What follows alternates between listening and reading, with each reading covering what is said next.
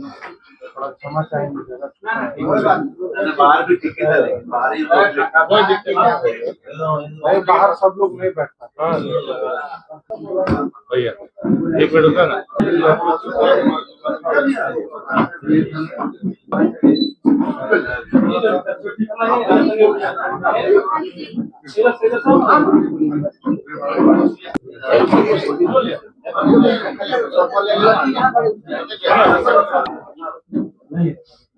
बताया जाए बुलाने का। बहुत कम समय में आप लोगों को ये जानकारी दी गई और बोलिए भी आप लोग, बोलिए भी आप कुर्सी उर्सी उधर बंद करो और लाउडली बोल दीजिए। ठीक है, चलिए।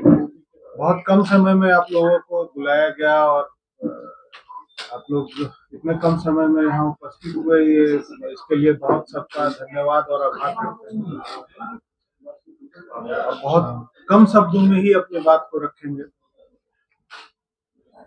आप लोगों को ये स्पष्ट रूप से मालूम है कि धनबाद में पूरे झारखंड में जो निगम का चुनाव हो रहा है, तो उसमें एक धनबाद भी नगर निगम का जो क्षेत्र है वहाँ भी चुनाव हो रहा है। और कल नॉमिनेशन का आखिरी दिन है और ये आपको बताते हैं कि कल हम नॉमिनेशन करने जा रहे हैं नगर निगम में महापौर के प्रत्याशी के रूप में। मैं बस इतना ही कहूंगा कि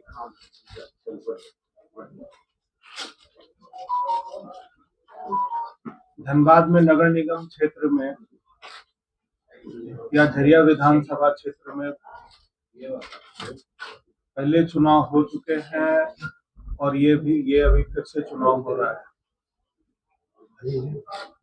विधानसभा के प्रत्याशी के रूप में झरिया विधानसभा से खड़ा हुआ था और लोगों का अपार सहयोग मिला था और मुझे यह विश्वास है कि कल जब नॉमिनेशन करूंगा और उसके बाद धनबाद की जो हमारी लोकप्रिय जनता है वो हमको अपना आशीर्वाद देगी और धनबाद नगर निगम क्षेत्र को नई दिशा की ओर ले जाने का मेरा प्रयास रहेगा। और धनबाद नगर निगम क्षेत्र की जनता के साथ मिलकर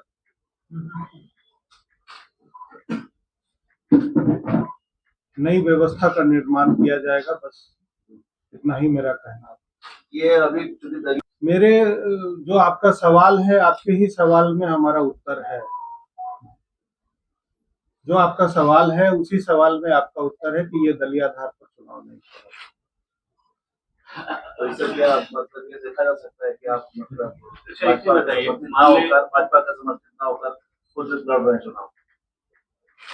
हमने तो कहा कि आपके सवाल में ही हमारा उत्तर है और आपके उत्तर को हमने बता दिया। जरा सा ये परेशानी नहीं होगी, जैसे भाजपा समर्थित उम्मीदवार संजीव कुमार को घोषित किया गया है और झरिया में विधायक रामनी सिंह जी, तो इस परिस्थिति में कैसे अपने आप को सामंजस्य बैठाकर काम करेंगे, क्योंकि वहाँ पर पार्टी समर्थित उम्मीदवार घोषित हो चुका है।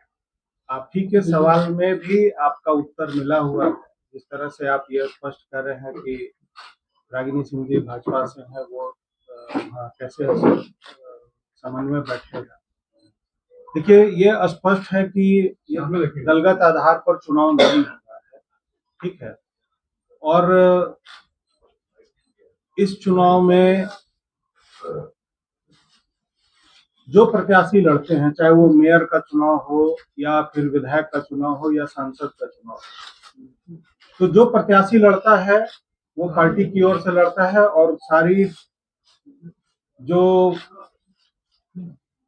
व्यवस्था होती है उनकी होती है। और जब जो प्रत्याशी लड़ रहे हैं तो वो विधायक होता है, तो वो अपने चेहरे पर वो चुनाव लड़ता है, ना कि आप अपने चेहरे पर चुनाव लड़ते हैं। तो निश्चित रूप से महापौर के प्रत्याशी के तौर पर अगर हम खड़े हुए हैं, अगर नॉमिनेशन कर रहे हैं, तो चेहरा मेरा है। जो सांसद विधायक चुनाव जीतते हैं वो अपने चेहरे पर चुनाव जीतते हैं, अपने काम पर चुनाव जीतते हैं। मैडम से प्रचार नहीं कराइएगा। देखिए आप हमने तो कह दिया ना कि ये चुनाव हम लड़ रहे हैं और ये हमारा जिम्मा है, और हमारे साथ जो लोग हैं, जो हमारे साथी हैं, जो हमारे वर्षों से जिनका हमारा जुड़ाव है, ये चुनाव उनका है, वो हमारे साथ मिलकर चुनाव लड़ेंगे। जनता मजदूर जनता समीक्षण, देखिए ये आप अब इसको आप एक अलग दिशा दे रहे हैं, जनता मजदूर संघ और जनता श्रमिक संघ। ये जनता मजदूर संघ, जनता श्रमिक संघ एक ट्रेड यूनियन है और वर्करों के लिए काम करता है, लोगों के लिए लड़ाई लड़ता है।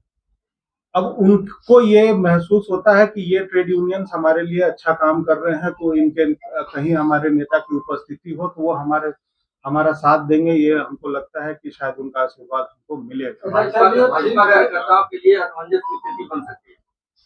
नहीं, हमको नहीं लगता कि सब ये निर्दलीय चुनाव है मान सकते हैं, लेकिन अभी 11th आवर में घोषणा कर रहे, इसका क्या पीछे राज है?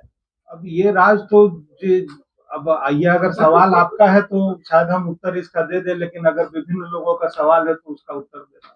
अच्छा, कितने बजे का टाइमिंग है नामांकन का? कितने बजे का समय फिक्स हुआ है नामांकन तक? कल 10:30 बजे तक हम लोग वहाँ। संजय जी, मुकाबला किससे आप मान रहे हैं इस मेयर चुनाव में अपना कंपटीशन?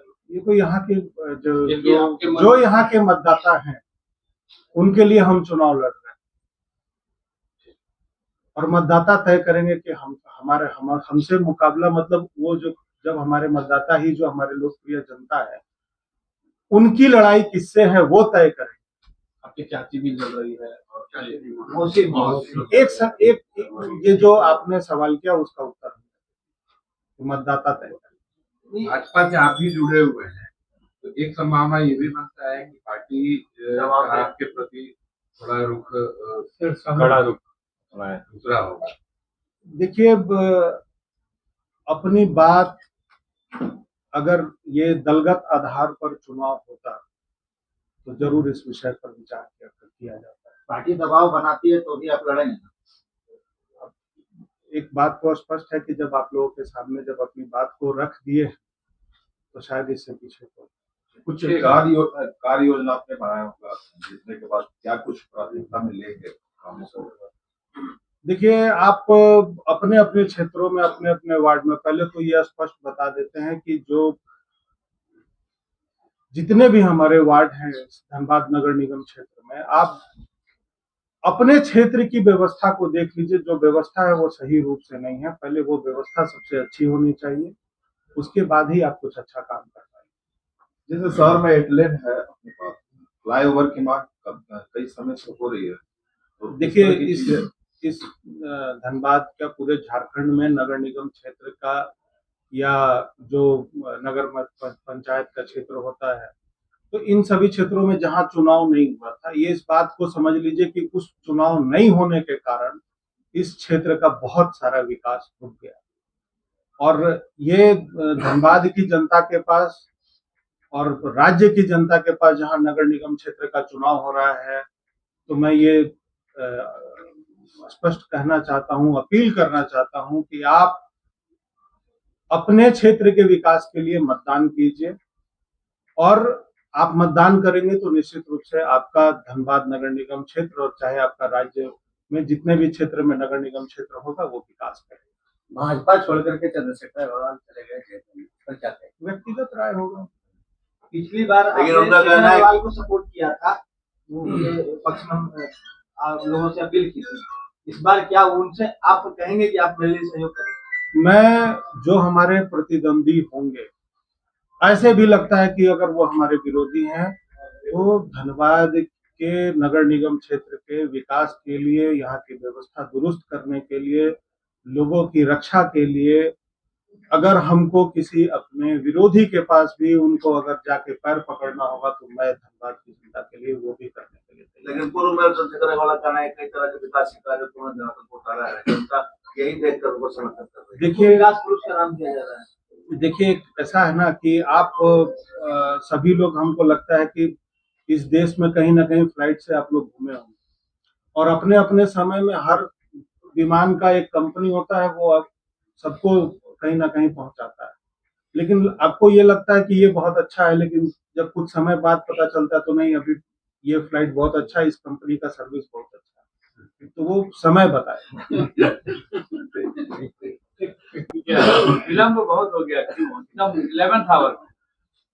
नहीं, कल आपके पास समय है, 11th आवर में, कल आपके 11th आवर में कल समय तो है मेरे पास, कल है, कल है आपके हाँ पास। कल है मेरे पास। अरे दावेदारी आप भी पार्टी में किए थे, तो पार्टी के प्रति नाराजगी है क्या? बिल्कुल बिल्कुल, हमको किसी से कोई नाराजगी नहीं। चलिए।